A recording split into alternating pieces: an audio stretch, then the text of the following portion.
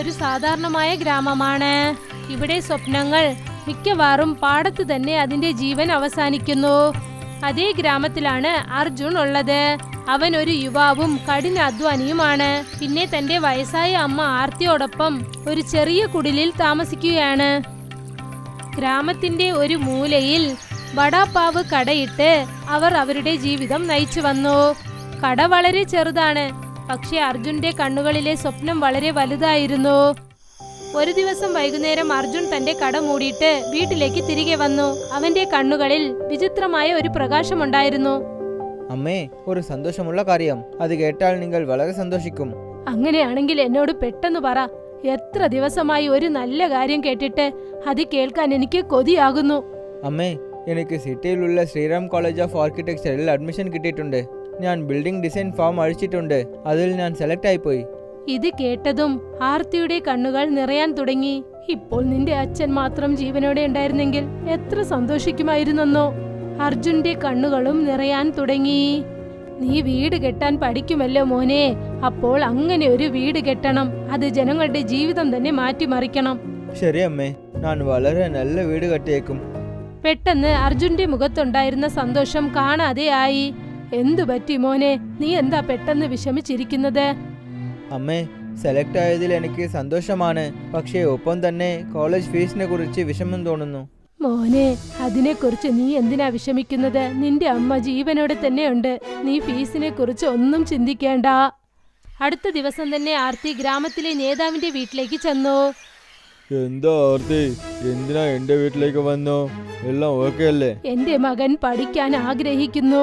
അങ്ങേക്ക് അറിയാമല്ലോ, പേപ്പറിൽ വളരെ വർണ്ണങ്ങളുള്ള നല്ല ചിത്രങ്ങളൊക്കെ അവൻ വരയ്ക്കും. അതിനെക്കുറിച്ച് പഠിക്കാനായി കുറച്ച് കാശ് വേണം.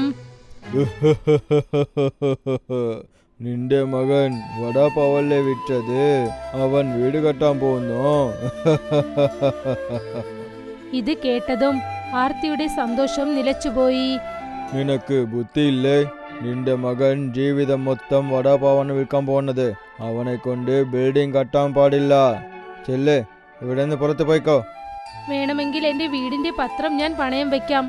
അതിനു പകരം കുറച്ച് കാശ് എനിക്ക് നൽകൂ. അത് ഉപയോഗിച്ച് എന്റെ മകന്റെ കോളേജ് ഫീസ് ഞാൻ അടയ്ക്കും നേതാവേ. ജമീന്ദാർ മുഖം വലിച്ചു വെച്ചുകൊണ്ട് എന്തു പറഞ്ഞെന്നാൽ, ഞാൻ പറയുന്നത് കേൾക്ക്. നിന്റെ വീട് തന്നെ നിന്റെ കൈവിട്ടു പോകും. എന്റെ മകൻ നഗരത്തിൽ പഠിച്ചുകൊണ്ടിരിക്കുകയാണ്.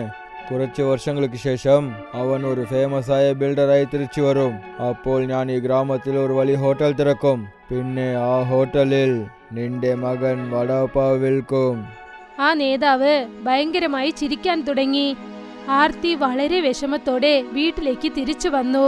പിന്നെ നടന്ന എല്ലാ കാര്യങ്ങളും അർജുനോട് പറഞ്ഞു. അദ്ദേഹം കാശ് തന്നില്ല മോനെ. പക്ഷെ അതെനിക്ക് വിഷമമായില്ല. പക്ഷെ അദ്ദേഹം എന്നെ അപമാനിച്ചല്ലോ. അത് ഞാൻ ഒരിക്കലും ജീവിതത്തിൽ മറക്കില്ല. അർജുന്റെ കണ്ണുകൾ നിറഞ്ഞു തുടങ്ങി. പക്ഷെ അവന്റെ കൈകളും ചെറുതായി പൊന്തി വന്നു. അമ്മേ, നിങ്ങൾ വിഷമിക്കണ്ട. ജമീന്ദാർ പറഞ്ഞ കാര്യം തെറ്റാണെന്ന് ഞാൻ തീർച്ചയായും നിരൂപിക്കും. അടുത്ത ദിവസം അർജുന്റെ കൂട്ടുകാരി മീര അവനെ കാണാനായി വന്നു. അവൾ ഗ്രാമത്തിലെ പെൺകുട്ടിയാണ്. പക്ഷെ അവൾ വളരെ ബുദ്ധിശാലിയുമാണ്. നീ എന്തിനാ ഇത്ര ദേഷ്യത്തോടെ ഇരിക്കുന്നത്? മീര കുറച്ചു സമയം ആലോചിച്ചു. പിന്നെ അവൾക്കൊരു ഐഡിയ കിട്ടി. നീ വടാപാവല്ലേ ചെയ്യുന്നത്? അതെ. നിനക്ക് വടാപാവ് കൊണ്ട് വീട് കെട്ടാനാകുമോ? നീ എന്താ പറയാൻ വരുന്നത്? ഞാൻ പറഞ്ഞു വന്നത് എന്താണെന്നാൽ അങ്ങനെ എന്തെങ്കിലും ചെയ്യ്.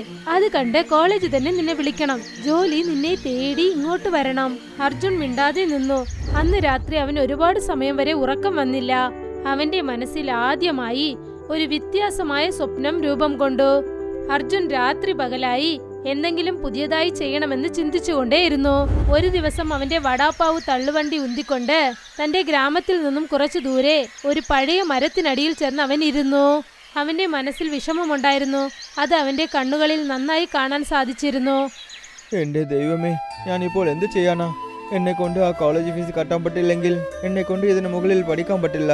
എന്റെ സ്വപ്നത്തിനെയും നിറവേറ്റാൻ പറ്റില്ല. പിന്നെ ജമീന്ദാർ എന്നെ കളിയാക്കാൻ അദ്ദേഹത്തിന് ഇന്നൊരു അവകാശം കിട്ടിപ്പോകും. അപ്പോഴാണ് അവിടേക്ക് ഒരു ദരിദ്രൻ വന്നത്. എനിക്ക് ഒരുപാട് വിശക്കുന്നുണ്ട് മോനെ. കഴിക്കാൻ എന്തെങ്കിലും തരുവോ? പക്ഷേ എന്റെ അടുത്ത് പൈസ ഇല്ല. അർജുൻ ഒന്നിനെക്കുറിച്ചും ചിന്തിക്കാതെ കടയിൽ നിന്നും വടാപാവ് എടുത്ത് അദ്ദേഹത്തിന് നൽകി. ആ ദരിദ്രൻ വടാപാവ് കഴിച്ചു. അദ്ദേഹത്തിന് വളരെ സന്തോഷമായി. നീ വടാപാവ് വളരെ രുചിയായിട്ട് ചെയ്തിട്ടുണ്ട്. ചെറിയ ചെക്കനായിട്ടുണ്ട്. വളരെ നന്നായിട്ട് വ്യാപാരം ചെയ്യുന്നുണ്ട്. പിന്നെ എന്തിനാ നീ വളരെ വിഷമത്തോടെ ഉള്ളത്? അർജുന്റെ കണ്ണ് നിറയാൻ തുടങ്ങി. അവൻ ഓരോന്നായി അദ്ദേഹത്തോട് തന്റെ മുഴുവൻ കഥയും പറഞ്ഞു. നീ എപ്പോഴെങ്കിലും വടാപാവ് ഗ്രാമത്തിലേക്ക് പോയിട്ടുണ്ടോ? വടാപ്പാവ് ഗ്രാമമോ? നിങ്ങൾ എന്താ പറയുന്നത്? നിങ്ങൾ പറയുന്ന കാര്യം എനിക്ക് മനസ്സിലായിട്ടില്ല. അയാളുടെ കണ്ണുകൾ പെട്ടെന്ന് നന്നായി പ്രകാശിക്കാൻ തുടങ്ങി. ഇവിടെ നോക്ക്, ഞാൻ ഒരു സാധാരണ ഭിക്ഷക്കാരനല്ല. ഞാനിപ്പോൾ ഒരു ഭിക്ഷക്കാരന്റെ വേഷത്തിലാണ് ഉള്ളത്. നിന്റെ കണ്ണുകളിലുള്ള സത്യം കണ്ട് എനിക്ക് വളരെ അതിശയം തോന്നുന്നുണ്ട്. നീ ശരിക്കുമുള്ള മനസ്സോടെ എനിക്ക് വടാപാവ് തന്നിട്ടുണ്ട്. അതുകൊണ്ട് ഞാൻ നിനക്ക് അങ്ങനെ ഒരു കാര്യത്തിന് കാണിക്കണമെന്ന് വിചാരിക്കുന്നു. അത് കണ്ട ഉടൻ തന്നെ നീ അതിശയിപ്പിക്കും. നീ ഇപ്പോൾ തന്നെ ഈ കഥകിന്റെ അടുത്ത് ചെന്ന് നോക്കുമോനെ. ഇങ്ങനെ പറഞ്ഞതും ആ മനുഷ്യന്റെ കണ്ണുകളിൽ നിന്നും വർണ്ണ നിറത്തിലുള്ള പ്രകാശം പുറത്തേക്ക് വന്നു. കുറച്ചു സമയത്തിനകം ആ മരത്തിന്റെ ശാഖയിൽ ചെറുതായി തിളങ്ങുന്ന ഒരു വാതിൽ തുറന്നു. ശരി, നിങ്ങൾ ആരാണെന്ന് പറയൂ.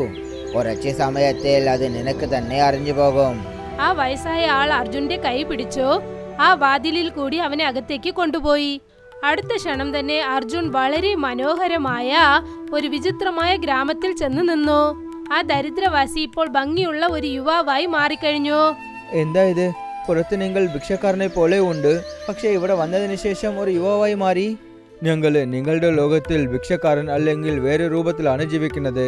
നിന്റെ വടാപ്പാവ് എനിക്ക് എന്റെ ലോകത്തിൽ കിട്ടിയതുപോലെ തന്നെ ഉണ്ട്. നിന്റെ കഷ്ടം കണ്ടതിന് ശേഷം നിന്നെ കൊണ്ട് തീർച്ചയായിട്ടും വിചിത്രമായിട്ട് ചെയ്യാൻ പറ്റുമെന്ന് തോന്നി. ശരി, ഈ ഗ്രാമം ആ മരത്തിന്റെ അകത്താണോ ഉള്ളത്?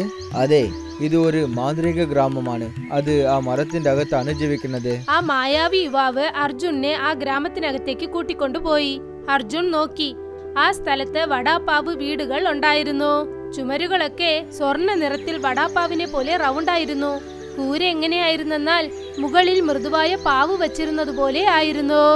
കതകുകളൊക്കെ വടാപ്പാവിന്റെ രൂപത്തിലായിരുന്നു. പിന്നെ ജനാലകൾ ചമ്മന്തിയുടെയും വടയുടെയും രൂപത്തിലായിരുന്നു. വഴിയൊക്കെ വടാപ്പാവിന്റെ മുകളിലുള്ള തോല് പോലെ മൃദുവായിരുന്നു. എന്നെ കൊണ്ട് ഇതിനെ വിശ്വസിക്കാൻ പറ്റില്ല. നിനക്ക് വടാപ്പാവ് വീട് എങ്ങനെയാണ് കട്ടുന്നതെന്ന് ഞാൻ പഠിപ്പിച്ചു തരാം. മായാവി യുവാവ് അർജുനെ പഠിപ്പിക്കാൻ തുടങ്ങി. അതായത് വടാപ്പാവിന്റെ രൂപത്തിൽ നല്ല ദൃഢമായ രീതിയിൽ വീട് പണിയുന്നത് എങ്ങനെയെന്ന് പഠിപ്പിച്ചു. ഉരുണ്ട പാവിനെ പോലെയുള്ള ചുമരുകൾ വെയിലിൽ നിന്നും മഴയിൽ നിന്നും രക്ഷിക്കും. വടയെ പോലുള്ള ദൃഢമായ മേൽക്കൂര വീടിന്റെ ആയുസ് കൂട്ടും. കുറച്ചു ദിവസത്തിൽ തന്നെ അർജുൻ ഇക്കാര്യത്തിൽ ഒരു മികച്ചവനായി മാറി. നിങ്ങൾക്ക് വളരെ നന്ദിയുണ്ട്. ഇപ്പോൾ എനിക്ക് വിശ്വാസം തോന്നുന്നു. എന്നെ കൊണ്ട് വടാപ്പാവ് വീട് തീർച്ചയായും കെട്ടാൻ പറ്റും. മായാവി യുവാവ് ചിരിച്ചുകൊണ്ടേ പറഞ്ഞു. ഇപ്പോൾ നീ ഇവിടെ നിന്ന് പോകാനുള്ള സമയം വന്നു. പക്ഷേ ഓർമ്മിച്ചോളൂ, ഈ ഗ്രാമത്തിനെ പറ്റിയ രഹസ്യം മറ്റുള്ള എവർക്കും അറിയാൻ പാടില്ല. അദ്ദേഹം അർജുന്റെ കയ്യിൽ പിടിച്ചു. വർണ്ണ നിറത്തിലുള്ള പ്രകാശം വീണ്ടും തിളങ്ങാൻ തുടങ്ങി. അടുത്ത ക്ഷണം തന്നെ രണ്ടുപേരും മരത്തിനു പുറത്ത് വന്നു. ആ മായാവി യുവാവ് വീണ്ടും ഒരു ഭിക്ഷക്കാരനായി മാറി. അദ്ദേഹം ചിരിച്ചു. പിന്നെ ഒന്നും മിണ്ടാതെ അവിടെ നിന്നും പോയി. അർജുൻ അതേ മരത്തിനടിയിൽ നിൽക്കുകയായിരുന്നു. പക്ഷേ ഇപ്പോൾ അവന്റെ കണ്ണിൽ വെറുപ്പില്ലായിരുന്നു, ആത്മവിശ്വാസം ഉണ്ടായിരുന്നു.